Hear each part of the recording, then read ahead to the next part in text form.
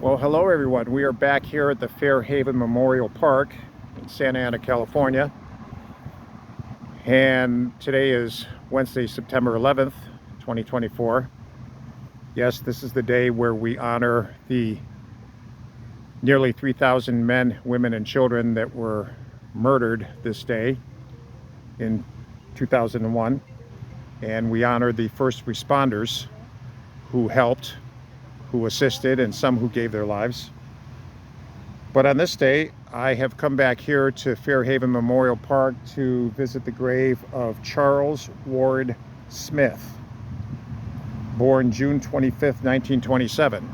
Charles Ward Smith, better known as Pastor Chuck of the Calvary Chapel movement. He was an American pastor, began as a 25-person congregation in 1965 in Costa Mesa, California. He was ordained by the International Church of the Foursquare Gospel. That's Amy Simple McPherson's group, which she started over a century ago. Yeah, he was ordained by them. He pastored a church or two before he came to Calvary Chapel in December of 1965. Of course, in 1947, he married Kay Johnson. She served as director of the women's ministry for many years. They had 4 children. One of them was Chuck Jr. Chuck Jr. today is pastoring a Calvary Chapel in San Juan Capistrano. His grave is right over here.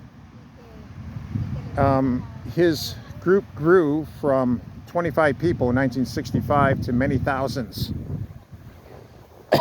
The turning point in his life, in his ministry, happened in March 1968 when he invited 18-year-old Pentecostal evangelist Lonnie Frisbee into his home.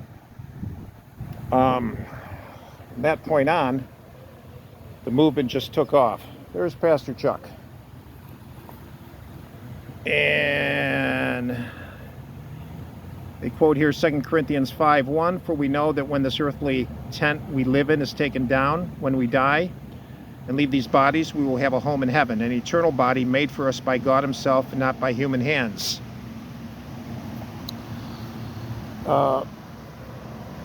Lonnie was really the one that God used to bless the Calvary Chapel movement.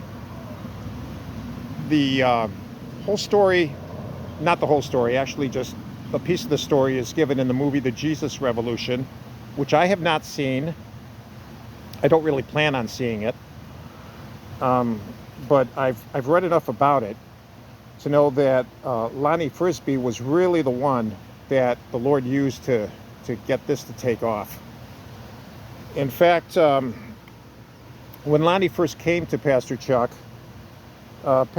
assigned him with another guy named John Higgins to start a Bible study for youth, and they started a Christian commune called the House of Miracles, which grew into many, many other cities in Southern California and even in Arizona.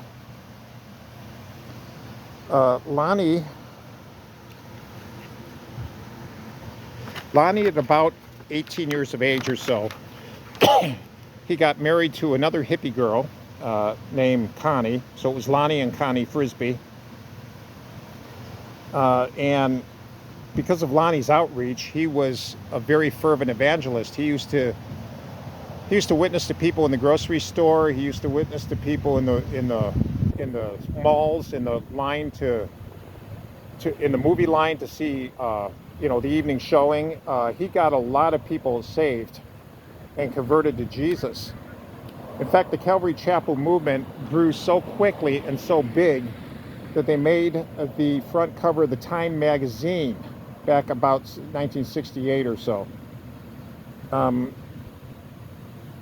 Now, I haven't seen the Jesus Revolution movie, but Connie, who divorced Lonnie back in 1973, there were severe problems in their relationship and in their marriage. She saw the movie and was very, very, shall I say, she was grieved by it. She maintains to this day that there's a lot of inaccuracies in that movie. I'm not prepared to say, but she insists that there are inaccuracies. I listened to her interviewed just over a year ago, in which she went through some of the inaccuracies that are in that movie. And she said, look, it's messy dealing with people, she said. And if the real truth be told, no one looks good. Everyone looks bad except God. God looks stellar, but everyone else looks poor, including me and Lonnie. But God uses imperfect people. He uses people that most of us would consider not even worth using, such as Lonnie Frisbee. But that's exactly what God did. He used Lonnie, and he used other people to bless the Calvary Chapel movement. Pastor Chuck was a very successful pastor, especially after the influence of Lonnie and Connie. One thing that I think Pastor Chuck really messed up on was, according to this article, he wrote a book in 1978 called The End Times, in which he predicted that the world would end and Jesus would come back by 1981 at the latest. Yeah, you shouldn't have done that. But hey, that's something that's forgivable, and I'm glad Calvary Chapel got past that. But yeah, that was kind of a bonehead thing to do. But I mean, who hasn't done bonehead things? Who hasn't said knucklehead things? We all have. So anyway, fast forward to New Year's Day in 2012. Pastor Chuck announced that he had lung cancer, and he died in 2013, October 3rd, 2013, in his home in Newport Beach at age 86. So here lies Pastor Chuck. He had the Word for Today broadcast for many years. It's probably still running. I used to listen to it from time to time. I thought it was very well done. I thought his chronological running through of the Bible, book by book, chapter by chapter, verse by verse, was a very good thing to do. Most pastors don't do that. But he went through the whole Bible, and he's trained other ministers to do so. Calvary Chapel has over 1,000 churches in the United States, as well as hundreds more in Canada and in other places. So it's been a successful movement, and many have come to the Lord because of it. His wife Kay is right here. They called her Mama Kay. She has a quote from Proverbs 3: "Trust in the Lord with all thine heart, lean not unto thine own understanding, in all thy ways acknowledge him, and he shall direct thy paths." I don't know when Kay Smith died, but Chuck Smith died in 2013. So rest in peace, folks. I would love to meet you both in heaven. I actually met Chuck Smith once. Laura and I went to his church one time. I think it was 1994. He was standing in the back of the church after the meeting. I shook his hand and introduced myself. But yeah, here they are.